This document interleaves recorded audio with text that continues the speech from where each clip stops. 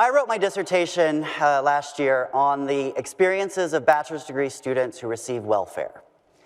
It's a population of students that I work with at John Jay College, and I feel very deeply about the services that we provide or should provide to them. And as I was writing my literature review, looking at the experiences of generally low-income students, because only one person had ever written about students on welfare before, there was an article written a few years ago that used the metaphor of navigating down a shapeless river on a dark night. That's the metaphor of what low-income students felt like as they tried to navigate our college campuses. So that's the headspace I've tried to put myself in as I've reflected about my own experiences back in college. So those of you who know me, I went to Virginia Tech. That's about 10 minutes from where I grew up in the mountains of rural Appalachia in Virginia. I felt like an other the minute I arrived on that campus. Not only because I think I had more stuff than anybody else who moved in there, but because immediately upon arrival, the people that I began to meet, my new friends, peers, the roommate that I would never talk to again, were making fun of the folks that Terry told us about, the housekeepers, the clerical staff of the departments, the dining services staff. They were making fun of the way they talked, the way they looked, the houses they lived in. These were literally my family. They were literally my family. My aunt was the administrative assistant in the economics department. I had a cousin who worked in dining services. I took it very personally. I felt like an other for the entire time. And so as I've moved through my career, I try to ask myself, what can I do so that other students won't feel so much like an other? And you always think of Sheryl Sandberg when you think of that. But I want to tell you a story that I read recently in Forbes. Kim Scott was a software engineer at Google. And she was called into a meeting of the CEOs of Google and Sheryl Sandberg when Sheryl was there to pitch a new product that she had developed, that her team had developed. She did the presentation, the CEOs loved it, they green-lighted it, things were moving forward. She was on top of the world. Sheryl pulled her aside and said, let's take a walk. They're walking around Google's campus, and Sheryl's saying, you did a great job, but I think you could have focused a little more on your delivery. Maybe this was a little rough. But Kim's thinking, they bought the product. I won the presentation. Like, all right, I hear what you're saying, but at the end of the day, I won, right? Sheryl stops her, says, I can tell you're not getting it. When you say a lot, it makes you sound stupid. And this is radical candor. Because Kim knew that Sheryl Sandberg cared about her personally. Cared about her personally. She had made that clear in their entire relationship. And Sheryl then directly challenged an unproductive behavior. She gave her caring yet direct feedback. Now, everyone in this room has had a supervisor or two. We've all supervised, many of us, whether they're students or staff. Giving feedback is one of the most difficult things that we can do. So I'm here to do that today. When I was thinking about what could I possibly know enough about to offer some feedback to my profession, to us, what I landed on was the experience of low-income students and what I had to offer there.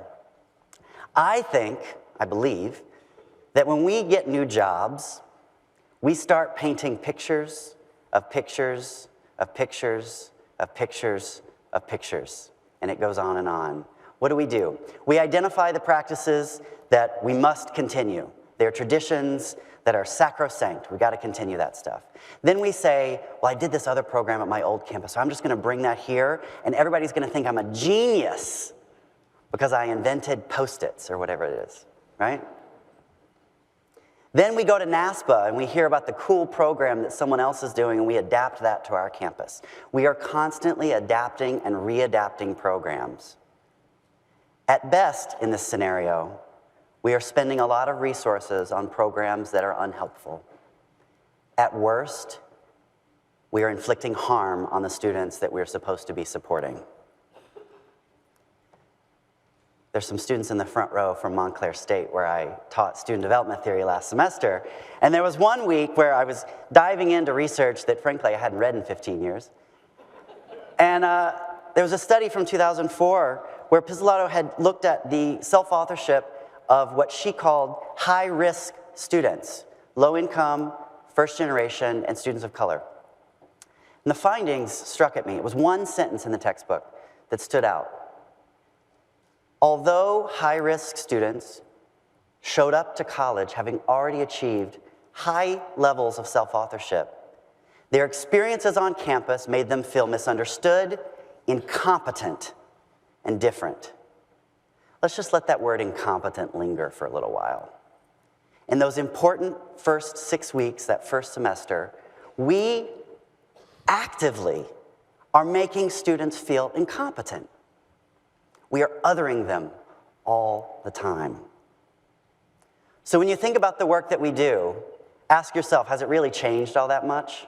Other than the hairstyles and the technology that we deliver our services, have we actually changed anything?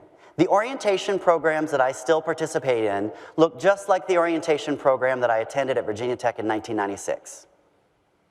Do the math. The residential programs, for the most part, look the same. Student activities looks the same. Many of our charters of student government haven't changed. They're still the same ones that we wrote whenever we wrote them.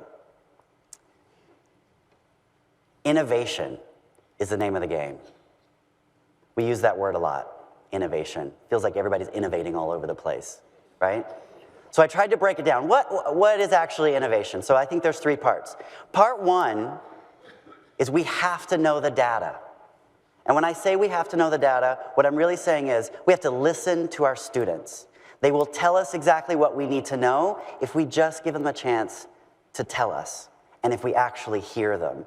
And so that means collecting all the same data we collect. That means having the sit-downs in our offices. It means running focus groups. It means being scholars, even when we're not publishing. The second piece is, I'm going to drop an SAT word that I still remember. We have to extirpate bad practices. Extirpate means to tear up from the roots. It's the only SAT word that I still remember. We have to tear up those bad practices and frankly not be afraid to destroy someone's tradition because your tradition is hurting me, right?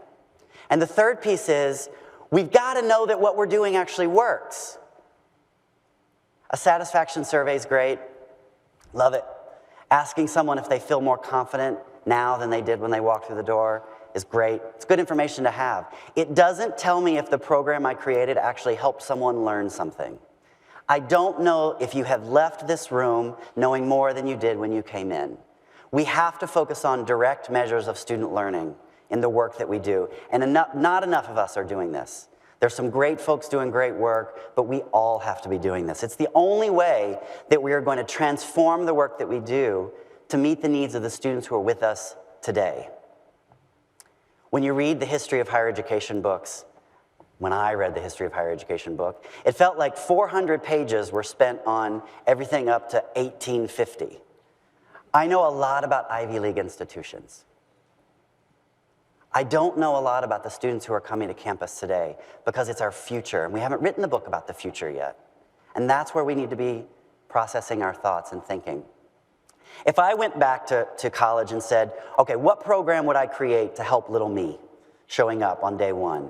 It would be programs that said, all of you are coming to this campus from all parts of the state, and we're all different, and that's great. But you need to know that there's a core group of students who are locals as well. So let's get to know your local community. If I saw myself represented and celebrated in the work that was happening on that campus, I would have had a very different experience in the beginning. I love student affairs. I care about it very deeply and personally. Student affairs helped me find my voice. So today, I hope that I've been able to use my voice to challenge directly some very bad behavior in our field. Thank you.